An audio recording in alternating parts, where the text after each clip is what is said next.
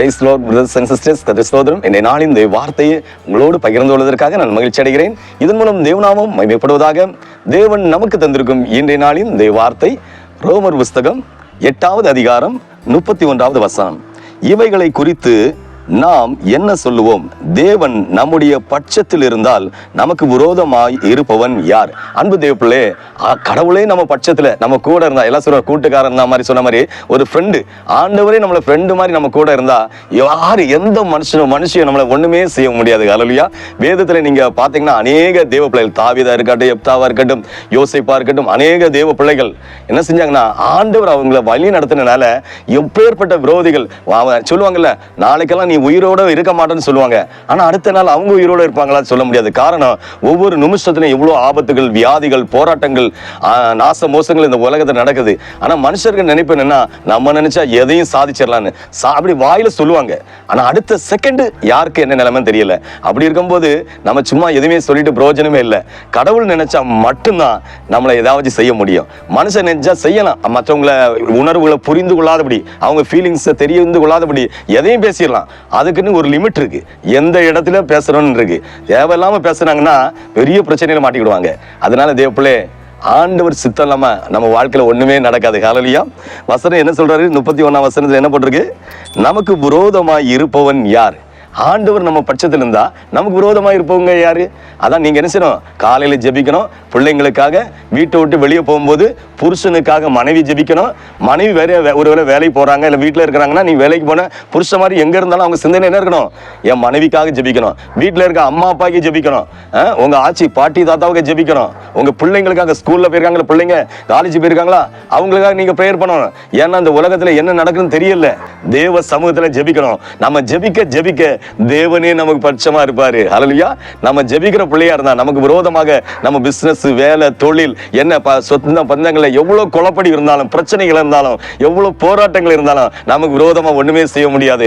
எவ்வளவு பெரிய பயத்தின் ஆவிகள் உங்களை, இனி நீ செத்து போவ, நீ இருக்க மாட்ட, உன் கதை சாப்டர் முடிஞ்சுன்னு பயத்தின் ஆவிகள் உங்களை செஞ்சாலும், உங்க பிள்ளைகளை மன வேதனைப்படுத்தினாலும், உங்க குடும்பத்தாரையோ உங்களையோ வேதனைப்படுத்தி மன நோயாளிகளை போல ஆக்கினாலும், நீங்க ஆண்டவரை மட்டும் பற்றி கொண்டீங்கன்னா, ஆண்டவர் வச்சுக்கிறோம் என்ன செய்யற சொல்றாரு, அவர் நம்ம கூட மட்டும் இருந்துட்டாருன்னா இந்த உலகத்தை எவ்வளவு பெரிய உபத்திரம் வந்தாலும் ஒண்ணுமே செய்ய முடியாது. சொல்லுவாங்களே, ஒரு முடிய கூட புடுங்கி எடுக்க முடியாதுன்னு சொல்லுவாங்க. ஹல்லேலூயா.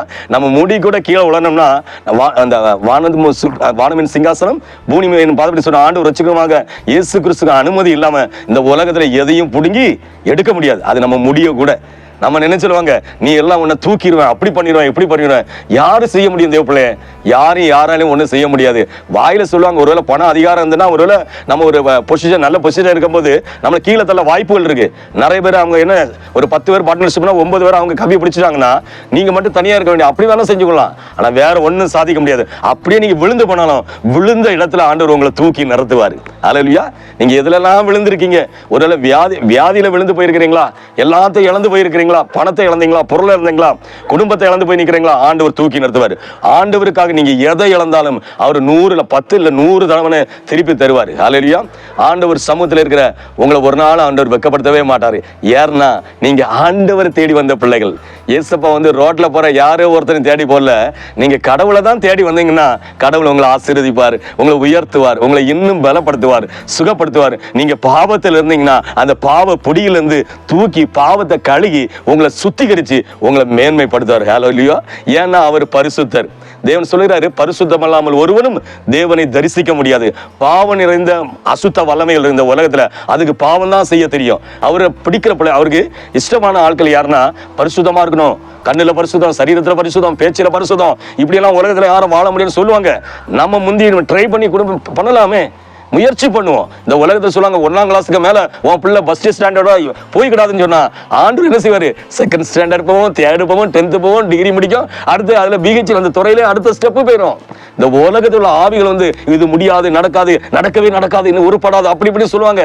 உங்களை கூட சொல்லுவாங்க, என்ன கூட சொல்லுவாங்க, யாரையும் சொல்லுவாங்க. ஆனா கடவுள் சொல்ல மாட்டாரு.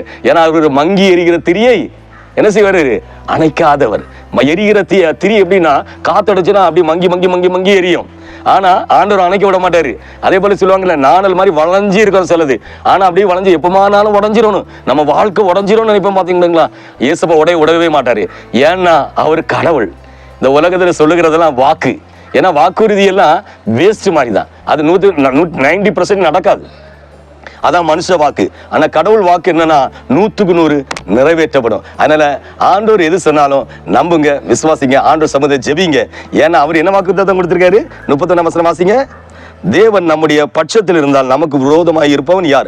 ஆண்டவரை மட்டும் நீங்க பிடிச்சு அனுதினம் ஆண்டவர் சமுதிர கண்ணீரோடு ஜெபிச்சீங்கன்னா உங்களுக்கு எப்பேற்பட்ட பிரச்சனைகளா இருந்தாலும் அதை மாற்றி கொடுத்து எல்லாருக்கும் முன்னால அவமானப்பட்டீங்கள, வேதனைப்பட்டீங்கள, வெந்து போய் நின்றீங்கள, நொந்து போய் நின்றீங்கள, அந்த நிகழ்ச்சியெல்லாம் மாற்றுவாரு.